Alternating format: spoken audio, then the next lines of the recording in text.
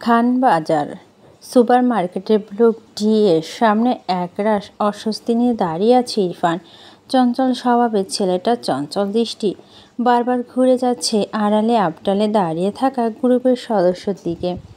জামি কণ্ঠের সাথে এত করে বলো, তুই এভাবে আমাদের দেখলে আমরা ধরে পড়ে যাব ব্রো। এগুলো পারবো না আমি, এমনিতেই ধরা পড়ে যাব হেসে ফেলে।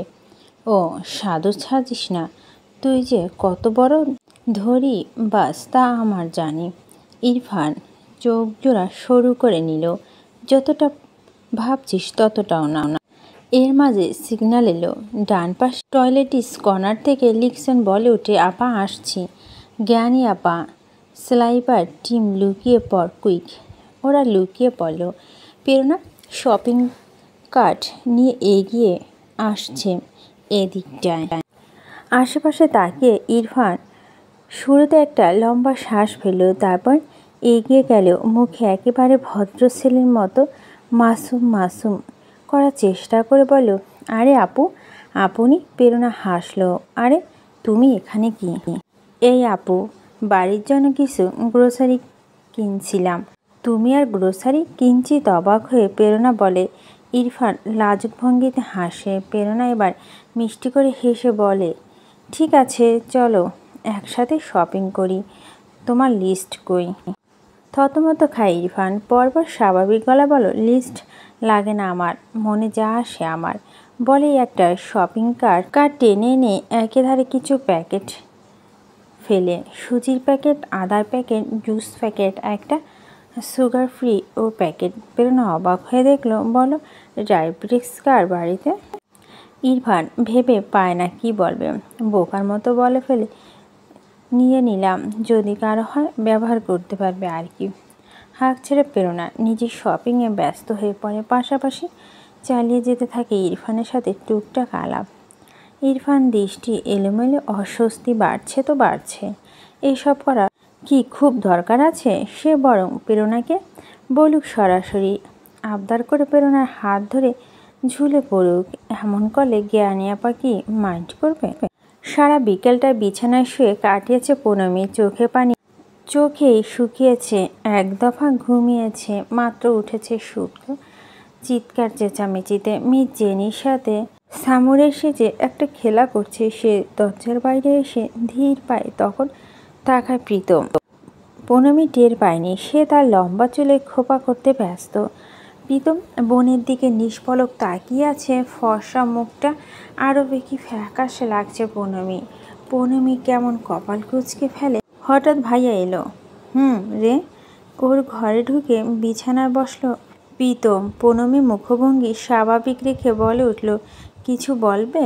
জড়তা কাটছে না প্রীতমের। বোনের সাথে খোলামেলা কথায় কি করে বলবে সে, যদি হিতের বিপরীত হয়? কিছুটা সময় নিয়ে সে কথা গুছিয়ে নেয়। এরপর বলে, তুই কি কোনো ব্যাপার নিয়ে দোটানায় আছিস? কপাল কুঁচকে ফেলে পুনমি। বুঝতে পারছে না, এমন ভাব করে বলছে কোন ব্যাপার। সরাসরি বলতে আর পারল না প্রীতম। তার ঠোঁট এলো না। বড় একটা শ্বাস ফেলে অনবরত স্বরে বলে, পুনু, ভাইয়া শোন, তোকে একটা কথা বলি, হ্যাঁ? যখন যেটা করবি সেটা কেবল মনটাকে শুনেই করবি। মনের সাথে লুকোচুরি খেলবি না, পরে আফসোস হবে। কী সব বলছো তুমি? নিজেকে সামলে নেয় প্রীতম। বিস্তারিত বলে না, শুধু বলে, তোর লাইফ, আমার কথা আপুর কথা শুনে চলা দরকার নেই। তোর জীবনটা আলাদা। মনে কোনো কিছুর জন্য অস্থির হলে মনের কাছে সাজেশন চা।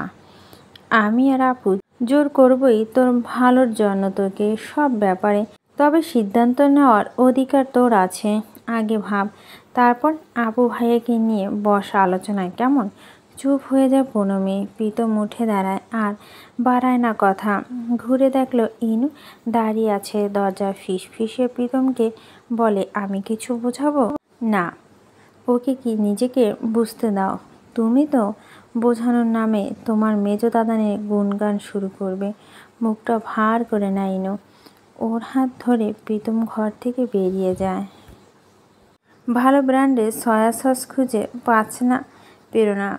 চিন্তিত ভঙ্গিতে আশেপাশে তাকায়। ইহান তাকে মনোযোগী দৃষ্টিতে দেখছে। এখন অবধি মুখটা খুলতে পারেনি সে টের পাচ্ছে এই মহিলাকে সে ভয় পাচ্ছে। কাছ থেকে আশ্চর্য তো, প্রেরণা একা একা বক বক করেই যাচ্ছে নানা রাজ্যের আলাপ। আলাপ এসে থামলো ইনশিয়াতে। হেসে বলে, ওকে আমি কিছু গাব কিনে দিব, রাশিয়ার গাব, খুব মজা। এখানে দেখলাম উঠেছে নতুন নতুন, নিয়ে যেও কেমন? ইরফান ঘাড় কাত করে। প্রেরণা আজ দুপুরে ঋতুর কাহিনী সম্পর্কে ইরফানকে একটা কথা বলে না। সে ইরফান পুনমের প্রসঙ্গে যায় না বলে। চলো এবারে এ বলোকে যাই, মাছ কিনবো, যাবে তুমি? ইরফান ভদ্র ছেলের মতো উপরে নিচে মাথা নাড়ে। ঠিক সেই সময় সেখানে এসে উপস্থিত হয় জামির মা ওয়াসিদা। প্রেরণাকে দেখে উৎফুল্ল হয়ে বলে, কেমন আছো প্রেরণা? এই তো আন্টি ভালো, আপনি? আমিও ভালো। এবার জামির মা ইরফানকে দেখে এক পলক অবাক হওয়ার ভান করে প্রেরণাকে বলে, ওমা তো ভগ্নিপতিদের, জানো প্রেরণা কি ভালো ছেলে, একেবারে নরম দিলের একটা ছেলে, এর মতো ছেলেই হয় না। এইসব ছিল জামির পরিকল্পনা। আজ এখানে সব বন্ধুদের বাবা মাকে এনেছে তাদের মিশনে। সবাই এসে এক এক করে প্রেরণার সামনে ইরফানের প্রশংসা করে ফেলে। প্রেরণা ইরফানের নিয়ে কিছুটা হলো পজিটিভ ভাবতে শুরু করবে। তারপর প্ল্যানও রেডি তাদের।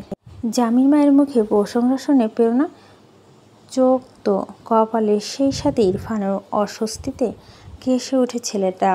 এতটা প্রশংসা করার মতো কাজ সে তার সারা জীবনে করেছে কিনা সন্দেহ।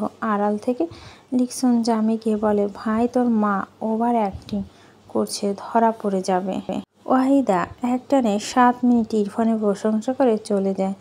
প্রেরণা ঘুরে তাকায় ইরফানের দিকে। ইরফান চোখ নামিয়ে নেয়, পরপর বলে, আন্টি একটু বাড়িয়ে বললেন, আপু আমি একদিন তাকে হেল্প করেছিলাম। যাক, তবে সত্যটা স্বীকার করলেন। হাঁটছে প্রেরণা, পাশাপাশি হাঁটছে ইরফান। এরবার হলো তারা শুভ বাবার মুখোমুখি। শুভর বাবা দীর্ঘ সময় ইরফান আর মির্জাবাড়ি প্রশংসা করে চলে যেতে প্রেরণা একটা লম্বা শ্বাস ফেলল। ঘুরে ইরফানের দিকে তাকিয়ে বলো, চলো কফি শপে বসি, মাছ পরে কিনবো। প্রেরণা হঠাৎ মুড বদলানোর কারণ ধরতে পারল না ইরফান। ওরা বিল পে করে বাইরে একটা কফি শপে বসলো।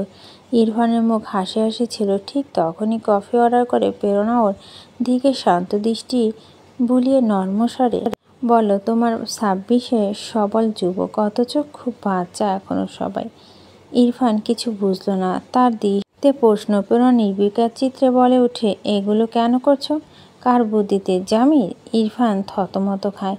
প্রেরণা সামান্য হেসে বলে, এমন বুদ্ধি ওরই হতে পারে। মাথা মোটা একটা অস্বস্তি ছেয়ে যায় ইরফানের। পা মাথায় রাগ হয় জামির প্রিতমের ওপর। ওদের কথা শোনা ভুল হয়েছে। কেমন লজ্জার ব্যাপার হলো। ধারালো বুদ্ধি জ্ঞানী আপা ধরে ফেলেছেন। হাঁক ছাড়ল প্রেরণা, তবে বলল না কিছু। বলবে ইরফান, সব প্ল্যান ভার্মে যাবে। ফটফট করে উঠে ছেলেটা। চঞ্চল হলো দৃষ্টি, আকুল হলো স্বর। আপু পুনমকে চাই।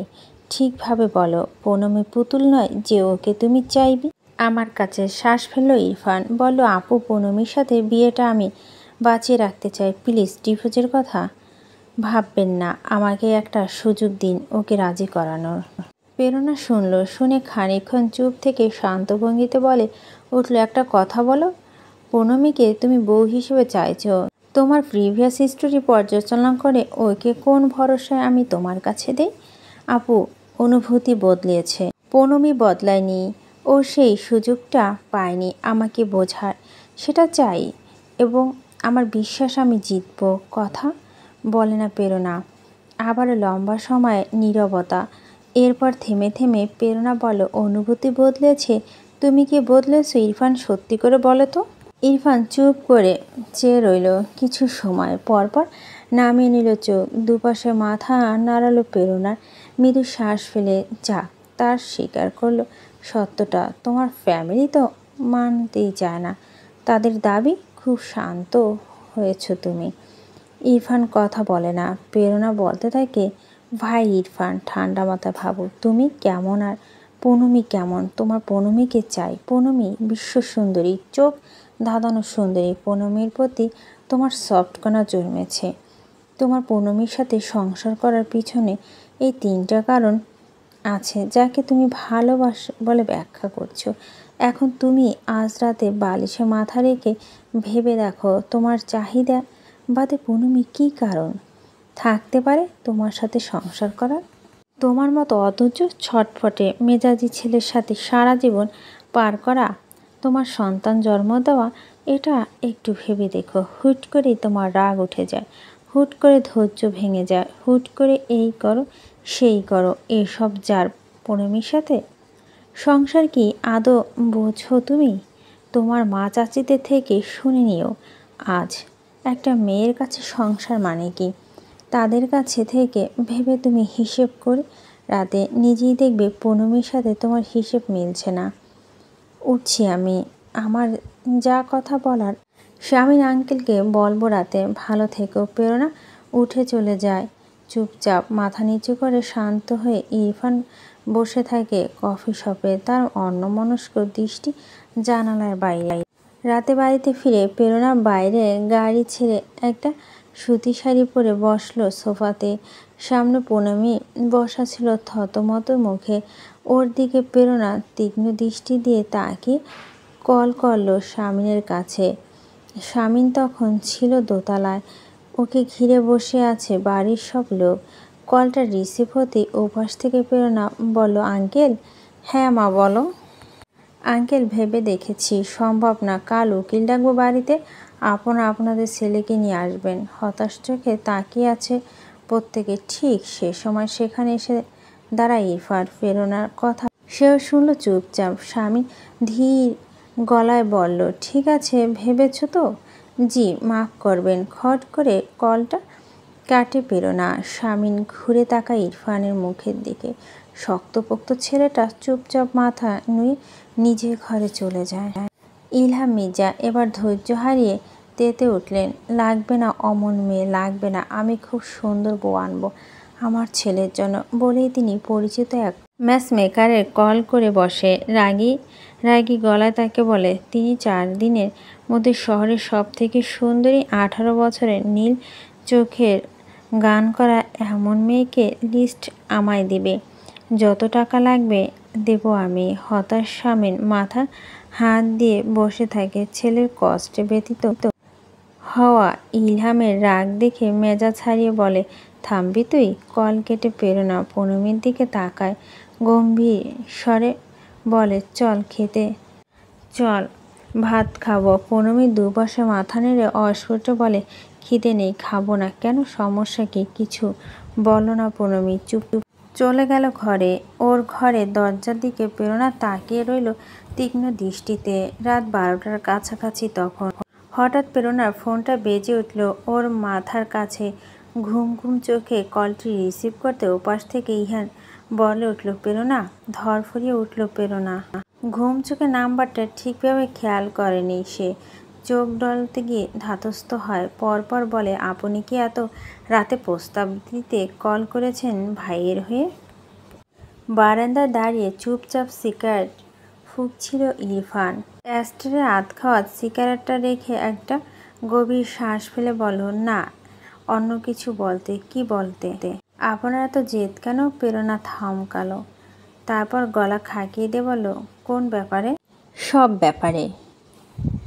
নিজেকে সামলে নেয় দ্রুত ইরফান। মস্তিষ্ক সেনাই করছে ঝিঝি পোকাগুলো খুঁচিয়ে তাকে দিয়ে এইমাত্র তার স্বভাবের বিরুদ্ধে একটা কাজ করিয়ে দিল। এত রাতে একজন ভদ্রমহিলাকে অকারণে কল দিয়ে বসেছে সে। ওপাশে হতকম্প প্রেরণা। তার ঘুম ঘুম কণ্ঠস্বর তা ইহানকে আকৃষ্ট করছে খুব। কল কাটতে ইচ্ছে করছে না ভেবে ভেবে ইহান লাজুক হাসে। তারপর গলা খাকিয়ে দিয়ে নিজেকে সামলে নেয়। সব ব্যাপারে জেদ করি মানে? এই ইহান, আপনি কি ঝগড়া করতে চাচ্ছেন আমার সাথে? কথাগুলো কাট কাট বলে ঘুম ঘুম কণ্ঠে। সর্বোচ্চ কমনীয় লাগলো। একটা আলাদা অনুভূতি আসছে ইহানের। বলতে পারছে না কিছুই প্রেরণাকে। বলতে থাকে, যা বলার আপনার আম্মা আর আপনার বড় বাবা মঈন ভাইয়া আর ইরফানকে বলেছি আমি, যদি এই বিষয়ে আপনাকে আমার বোঝাতে হয় তবে আমি খুবই হতাশ হব। আপনার কাছে থেকে অন্তত এগুলো আশা করিনি। নিশ্চুপ হাসি ইহান পরপর বলে, কেন আমার থেকে আশা করেন না কেন? থমকায় প্রেরণা, অস্বস্তিতে হাত পা ছিঁড়ে যায়। লোকটা কণ্ঠস্বর কেমন যেন ঠেকে, অতি নমনীয়। পুরুষের কণ্ঠের আবেদন বোঝাটা জটিল কিছু নয়। রাতে বিড়িতে কল করেছে আবার, এত সাহস কই পায়ে? প্রেরণা অস্বস্তি হয় এতেই, ছটফটিয়ে বলে, কাল আসবেন, রাখছি, আমি বিতর্কে জড়াতে চাচ্ছি না, ধন্যবাদ। ইহান কিছু বলবে তার আগে খট করে কল কাটল প্রেরণা। ফোনটা চুপচাপ রেখে বারান্দার রেলিংয়ে হাত রেখে ইহান আকাশ দেখে। রাতে বাড়িতে প্রসেস করা মাছ ঢুকছে, মাংস ঢুকছে, বিভিন্ন স্ন্যাক আইটেম ঢুকছে। প্রেরণা ভীষণ ব্যস্ত সকাল থেকে রান্নাঘরে। ইনুকে টেনে এনেছে, রাজ্যে রান্না হচ্ছে বাড়িতে। মনটা প্রেরণার খুশি। রাফিদ সুস্থ হয়েছে, দ্রুততর বিচার প্রক্রিয়া শুরু হবে। এই ফ্ল্যাটের প্রেরণা ছাড়বে ভাবছে, ইতিমধ্যেই বিজ্ঞাপন দিয়েছে। মিস জেনি এসে মলিন মুখে কিচেনে দাঁড়ায়। উৎফুল্ল কণ্ঠে প্রেরণার মুখটা দেখে বলে, এত রান্না কেন? কচুরি রুটি বেলতে বেলতে প্রেরণা বলে, আত্মীয় আসবে আজ। ইনু শুকনো মুখে খুন্তি নাড়ছে, একটু পরপর দীর্ঘশ্বাস ফেলছে শুধু। মিস জেনি বলে উঠল, আসবে তো ডিভোর্স দিতে। এসব খাবে তারা, বুঝদার হলে খাবে, অবুঝ হলে খাবে না। মিস জেনি রাগ ধরে গেল প্রেরণার তেরা কথায়। তিনি তার মনের উত্তরটা না দিয়েই পারল না। সবাই অবুঝ, আর সুবিচারক একমাত্র তুমি। শান্ত ভঙ্গিতে ঘুরে তাকায় প্রেরণা। মিস জেনি বলে যায়, স্বীকার করো পুনমি ভালো শ্বশুরবাড়ি পাবে। করি, মির্জা পরিবার অসাধারণ। আমার ইরফানকে নিয়ে দ্বিধা মনে ভিতরে। আবারও রুটিবেলায় মন দেয় প্রেরণা। স্বীকার করো তুমি, যদি পুনমিকে ইরফানের থেকেও উত্তম কারোর সাথে বিয়ে দাও পরবর্তীতে, তবে সেখানে এত অমায়িক অসাধারণ শ্বশুরবাড়ি মানুষ নাও থাকতে পারে। হতে পারে তার পুনমিকে কষ্ট দিল। জি স্বীকার করি, হতেও পারে। তখন স্বামীর সুখ দিয়ে কতটুকু সুখ পাবে সে, সব দিক বিবেচনা করতে হবে প্রেরণা। পৌনমীর অবস্থা আর 5টা মেয়ের মতো নয়, ওর সবাইকে প্রয়োজন। এটা তুমি জেদ করে মানতে চাইছো না। প্রেরণা, ইরফানকে আমি বিগত 2 মাস ধরে দেখছি ছায়ানটে। আমার ধারণা বদলেছে অনেকটাই। প্রেরণা আর কোনো জবাব দেয় না মিস জেনির কথায়, উল্টো পৌনমীকে ডাকে ড্রয়িং রুমে। আরও কিছু চেয়ার না দেওয়ার প্রীতম। পৌনমী চুপচাপ বসেছিল, বিছানার চাদর খামচে ধরে, শাড়ির আঁচল হাত মুছে নিতে নিতে প্রেরণা ঢুকলো। পৌনমী আপুকে টের পেয়ে সতর্ক হয়ে মুখটা স্বাভাবিক করে রাখল। প্রেরণা কিছু না বলে ওকে মিনিটখানেক দেখে চুপচাপ আলমারি থেকে একটা লাল রঙে একেবারে নতুন সালোয়ার কামিজ বের করে বিছানায় রেখে বলো, গোসলের পর এটা পরবি। কি লাল সালোয়ার স্যুট? কেন? মেহমান আসবে শুনলি না? সাজার কি আছে, তালাকই তো হবে। কথাগুলো বলতে বলতে জিভ আড়ষ্ট হয় পৌনমী, থেমে যায়। প্রেরণা ওকে চেয়ে চেয়ে দেখে নির্বাক চিত্রে, বলে, পরে নিস। বেরিয়ে যায় প্রেরণা। সাথে সাথে বিছানায় গায়ে এলিয়ে দেয় পৌনমী। সারা রাত না ঘুমে তার শরীরটা কাঁপছে এখন। মিস জেনিকে ধরে কেঁদেছে সারা রাত। কেন কেঁদেছে জানে না সে, নিজেই নিজেকে প্রশ্ন করেছে, উত্তর দেয়নি কেউ। স্বামীনের ফোন থামছে না। সকাল 10টা থেকে শুরু করেছে প্রেরণা, 15 মিনিট পর পর কল করছে, বলছে, আঙ্কেল আপনারা কই, কতক্ষণে আসবেন? ইরফান কোথায়? উত্তর দিয়ে দিয়ে ক্লান্ত স্বামীন 1:30টা নাগাদ তৈরি হয়ে ইনসা ঘরের সামনে যায়। দরজা নক করতে মইন দরজা খুলে, যাবে না? রেডি হ। মইন দোনামনা করছে, বাবা আপনারা মুরব্বি যান, আমি কেন? প্রেরণা বলছে, বাড়ির সব পুরুষ লোক যেন থাকে। মইন মৃদু শ্বাস ফেলে বলে, আসছি। তৈরি সবাই। তবে ইরফানের কোনো সারা শব্দ নেই। সেহা ধীর পায়ে এগিয়ে গিয়ে দরজায় দাঁড়িয়ে উকি দিল। ইরফানের শার্টের বোতাম লাগাচ্ছে। এক নজর ঘরের সবটা দেখল সেহা। বিছানায় সে গতকাল বিকেলে যেভাবে গুছিয়ে গিয়েছে ঠিক সেভাবেই আছে। এই লোক পিঠ দেয়নি বিছানায়, তবে সে ঘুমায়নি। তাজ্জব হয়ে আয়নায় ইরফানের প্রতিবিলম্বে দিকে দৃষ্টি দিয়ে বলে, রাগী মির্জা আয়। নর্মস্বরে বলতে সেহার ভিতরে ঢোকে। ইরফানকে দেখে অবাক চোখে দেখতে দেখতে বলে, তুমি সত্যি তালাক দেবে? অসুস্থ মানুষের মতো হাসে ইরফান। তোর কি মনে হয়? মনে হয় তেরামি করবে। ইরফান ওর গালে চাপড় মেরে ঘর থেকে বেরিয়ে যেতে যেতে বলে, তুই আমার সব থেকে ভালো বুঝিস, তবে এই ব্যাপারটা তোর ধারণা ভুল। দেবে তালাক? ভালো থাকবে। দেবদাস হয়ে ঘুরবে যে, এটা মানায় না তোমার সাথে। দাঁড়া ইরফান ঘুরে বলে, কি মানায়? তুমি যা করে বেড়াও সেসব কিছু। ইরফান হেসে বেরিয়ে যায় চুপচাপ। সেহা দাঁড়িয়ে থাকে কিছুক্ষণ, তারপর ইনুকে কল করে। ইনু কল রিসিভ করে কাঁদছে। উত্তেজিত হয়ে সেহা, কাঁদছে কেন? আপু মানল না। উকিল এসেছে, কাজী এসেছে, আর পুনু ও কি বলবে? ওকে দে। ইনু প্রেরণাকে লুকিয়ে পুনমির কাছে যায়। আশেপাশে চোখ বুলে ব্যগ্র কণ্ঠে বলে, সেহা একটু কথা বলতে চায়। পুনু, একটু ধরো। আলো বলল, আমি যাই, শেষবারের মতো বুঝিয়ে দেখি। শামিন কপাল কুঁচকে নেয়, না, এটা বাড়াবাড়ি হবে। আলো মলিন মুখে ইরফানকে সিঁড়ি বেয়ে নামতে দেখে আড়াল হলো। ইরফান নামতেই ইহান বলল, তোর মনে কি চলছে জানি না, তবে সবার সামনে সিনক্রেট না করার অনুরোধ। মতপ্রকাশের নানা পথ আছে।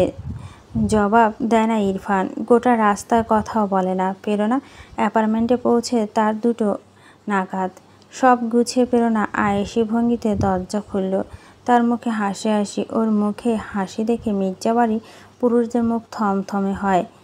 ইহান তাকিয়ে আছে। মনে মনে সে অবশ্যই বলে দেয়, আজ আপনার হাসি অসুন্দর লাগছে প্রেরণা। সবাইকে বসতে বলে। প্রেরণা ইরফানকে দেখলো এক নজর, যার মুখে কোনো ভাব নেই। নির্লিপ্ত ভঙ্গিতে বসে আছে চুপচাপ।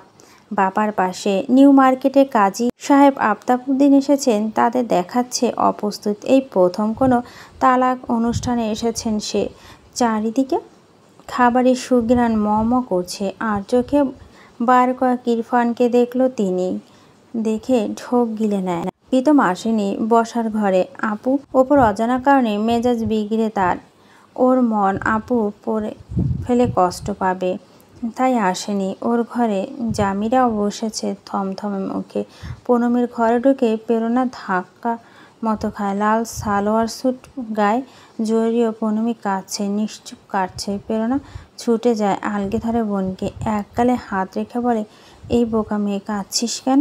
পুনমি জানে না কাঁদছে কেন। সে জানে না। হাঁপাতে হাঁপাতে আপুকে, আপু তুমি আমাকে ধরে রেখো, আমার আর কিচ্ছু লাগবে না, তুমি ধরে রেখো শুধু। অনিমেষে চেয়ে রইল প্রেরণা। ছটফট করতে থাকা বোনের মুখ বিবরে দেখে নেয়, পড়ে নেয় ওকে। অবুঝ মেয়েটা নিজের অন্তদন্তে ভুগছে, জ্বলছে। প্রেরণা বুক পড়ে বোনকে জড়িয়ে ধরে কান্না চেপে রেখে বলে, কি চাস তুই? কি চাস বল? পুনমি বলে না, শুধু ফোঁপায়। এক সময় ফোঁপানি বন্ধ হয়।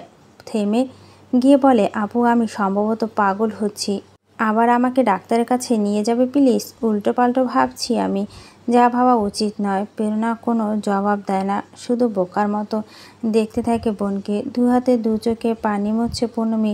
লম্বা শ্বাস ফেলে বলে, চলো আপু। শান্ত হলেও পুনমিকে নিয়ে ঘর থেকে বের হয় প্রেরণা। ইরফান এইবার মেঝে কার্পেট থেকে দৃষ্টি তুলে পুনমিকে দেখল। শ্যামলা মুখটি আরও অন্ধকার হলো নিমিষে। পুনমির গায়ে লাল। ওই দুর্ঘটনার বিয়ের দিনও লাল পরেছে পুনমি। আজ বুঝি উদযাপন করছে মেয়েটা লাল পরে খুশি হয়ে। এলোমেলো দৃষ্টি ফেলে ইরফান বড় বাবার দিকে তাকায়। স্বামী তারই দিকে তাকিয়ে আছে। ইরফান তাকায় বাবার দিকে। ইলহাম তার দিকে তাকিয়ে আছে ছটফটানি দমিয়ে। অত্যন্ত শান্ত ভঙ্গিতে ইরফান মেঝের কার্পেট দেখে আবার ইনু আর মির্জে নিয়ে এসে দাঁড়িয়ে থাকে এক কোণে। প্রীতম ও তার বন্ধু আসে। প্রেরণা ইরফানের বন্ধুদের ডেকে নিয়ে, যারা বিয়েতে সাক্ষী ছিল। প্রত্যেকে মলিন মুখে দেখছে পুনমিকে। প্রেরণা যাকে টেনে ঠিক ইরফানের মুখোমুখি সোফায় বসিয়েছে। ইরফান আবারও চোখ তুলে দেখছে পুনমিকে। শান্ত নদীর মতো মেয়েটা স্নিগ্ধতা ঠিকরে পড়ছে শরীর থেকে। কে যেন হঠাৎ করে কানের কাছে এসে বলে, তালাক দিবে? মানে হচ্ছে ওই মেয়ে আজীবন তরে তোর জন্য হারাম। শিহরে ওঠে ইরফান, তবে শান্ত রাখছে নিজেকে। তাকায় প্রেরণার দিকে। ভদ্রমহিলা নির্লিপ্ত। প্রেরণা একটা চেয়ার টেনে বসলো। এইবার কাজের দিকে ফিরল।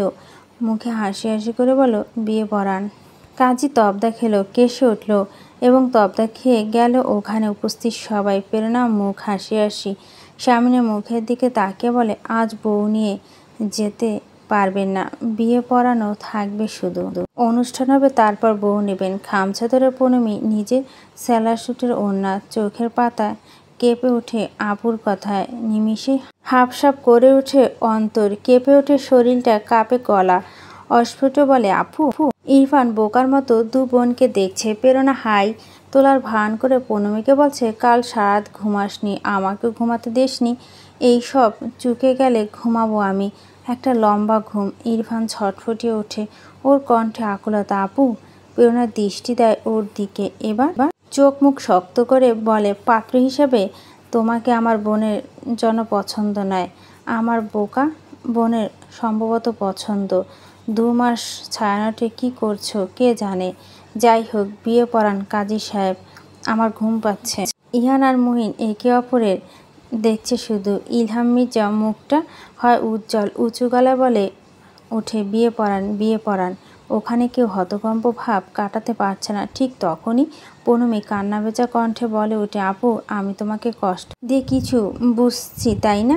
প্রেরণা স্বাভাবিক গলায় জবাব দেয়, জীবনটা তোর, সিদ্ধান্ত নেওয়ার বয়স হয়েছে, তোর ইচ্ছেতেই কর সব। আপু হিসেবে সবসময় পাশে পাবি, শুধু বল যা করবি ভেবে চিনতে করবি। আবেগ জিনিসটা বড্ড খারাপ পূনমী। পূনমী অস্থির শ্বাস ফেলছে, বলল, আপু, আমার ছটফটানি এমন মানে নয়। কেমন মানে? পূনমী বলতে পারে না কিছু, তবে আপু কষ্ট পাবে আজ তার কারণে। কখনোই না। বলে উঠে, আমি ওনাকে সুযোগ দিতে চাই না, তুমি এসব বন্ধ করো, প্লিজ বন্ধ করো। হাসলো প্রেরণা এবার ছোট মেয়েটা অবুঝপানা দেখে। বুকের মাঝে মিশিয়ে নেয় সে পূনমীকে। পূনমী কাঁদছে, আবার নিজেকে সামলাতে পারছে না। লাজুক তার লোকটা যেন খারাপ। সে আপুকে কাঁদাবে না, আর বাবা মাকে কাঁদাবে না, কখনোই না। বোনের চোখে পানি মুছে নেয় প্রেরণা। এক পলক ইরফানের দিকে তাকায়, এতপর ধীর স্থির বোনকে বলে, সুযোগ দিতে চাস না? না। নাক টেনে বলে পূনমী। বিয়ে হোক চাস না? এবার নাক টেনে বলে পূনমী। পছন্দ করিস না ওকে? না। প্রেরণা হাসে মৃদু অবুঝ আবেগে, কাঁদতে থাকে, ছটফট করতে থাকে। অষ্টদশী বোনের মাথায় হাত বুলিয়ে বলে, ঠিক আছে, তবে এটা অ্যারেঞ্জ ম্যারেঞ্জ হোক। না না ভাই, আপনি বিয়ে পড়ান তো। সংকোচে গুটিয়ে যায় পূনমী। ইরফান দেখছে প্রেরণাকে। প্রেরণা ওর দিকে হাসি হাসি দৃষ্টিতে কিছুক্ষণ তাকিয়ে থেকে হঠাৎ ঘর কাঁপিয়ে কেঁদে ওঠে। চমকে উঠল প্রত্যেকে। তপড়াচ্ছে প্রেরণা। কান্নার তোপে গুমোট হয়েছে পরিবেশ। প্রেরণা শুধু ইরফানের মুখের দিকে তাকিয়ে ছিল। ওকে কিছু বলতে চাইছে, পারছে না কান্নার বেগে। ওর দরফানি দেখে তৎক্ষণাৎ উঠে দাঁড়ায় ইরফান। দ্রুত গিয়ে প্রেরণার পাশে বসে প্রেরণার হাত দুটো মুঠো করে ধরে। প্রেরণা হাঁপাতে হাঁপাতে বলে, আমার প্রণ, আমার প্রণ। ভদ্রমহিলা অসহায় দুটো ভেজা চোখের দিকে তাকিয়ে ইরফান দম ফেলে অনবরত কণ্ঠে বলে উঠে, আপু, কেন এমন করছো? দিতে হবে না তোমার বোনকে, আপনার বোনকে আপনি রেখে দিন। প্রেরণা কাঁদতে কাঁদতে দুপাশে মাথা নাড়ে। ওর হাত দুটো আরও শক্ত করে ধরে ইরফান। আকুল হয়ে বলে, আপু যদি মনে করে বোনকে আরও কোথায় বিয়ে দিতে পারবেন না, তাই নিরুপায় হয়ে আমাকে বেছে নিতে হবে, তাহলে আমি বলবো প্লিজ না, আমি ওকে তালাক দিয়ে যাব আজ। সত্যি বলছি আপু, কিছুক্ষণ আগে আমার বুক পুড়েছে, মন চেয়েছে, জেদ করে বলেছি দেই ওকে তালাক, আমি দিচ্ছি না। তবে এখন বলছি, আপনি যদি মুখ থেকে একবার স্বীকার করেন পূনমীকে নিয়ে আপনি অসহায়, সেটা ভেবে আমার হাতে তুলে দিচ্ছেন, তবে আমি তালাক দিয়ে যাব আজ। আপনি বলেন, আপনি নিরুপায় হয়ে দিলেন। বলেন আপু, একটু কি ভরসা পেল না? আচ্ছা, ভরসা বাদ, এক বিন্দু কি প্রত্যাশা জাগছে না আমার উপর? এক বিন্দু না? প্রেরণা হাত সরিয়ে নেয়, বড় বড় শ্বাস ফেলে উপরে নিচে মাথা ঝাঁকায় শুধু, মুখে কিছু বলে না। দম ফেটে ইরফানের। তাকায় পূনমীর দিকে। প্রেরণাকে আঁকড়ে ধরে গুটিয়ে আছে মেয়েটা। ওকে বলে না কিছু। ওর দিকে দৃষ্টি স্থির রেখে কাজীকে বলে, বিয়ে পড়াতে শুরু করেন আবারও। আর যদি সায় থাকে কবুল বলো, সায় না থাকলে উঠে যাবে। আমি চুপচাপ 3 তালাক উচ্চারণ করে বেরিয়ে যাব। আজ হয় ভালো কিছু হোক, নয় খারাপ কিছু শেষ হবে। আপনি বিয়ে পড়ান। কাজী তাকালেন প্রেরণার দিকে। আঁচলে চোখ মুছে নিয়ে প্রেরণা কাজীকে সায় দিল। কাজী তাকালেন মির্জাদের দিকে। শামীম মাথা নাড়ালেন। প্রীতম আর ইরফান গ্যাংয়ের প্রত্যেকের শ্বাস বন্ধ হয়ে দাঁড়িয়ে আছে। যতক্ষণ পর্যন্ত না প্রণমী কবুল বলছে ততক্ষণে তারা নিঃশ্বাস না, এমন ভাব। ছটফটানি কমে না মেয়েটার। এই এক অসহ্য আবেগ শেষ করে দিচ্ছে তাকে। কি হচ্ছে সব তার? এদিকে কাজী বিয়ে পড়াতে শুরু করলেন। প্রণমীর চোখে পানি ফেলে থামে না। কাজী বারবার বলছে কবুল বলো, বলছে না প্রণমী কবুল। ইরফান দৃষ্টিতে অস্থিরতা নেই, সে শান্ত। এখন দেখছে জ্ঞানী আপার আদরের ছোট বোন গাল বেয়ে ফোঁটায় ফোঁটায় গড়িয়ে পড়া পানি, যেগুলো তার গালে লাল তিল ছুঁয়ে নামছে।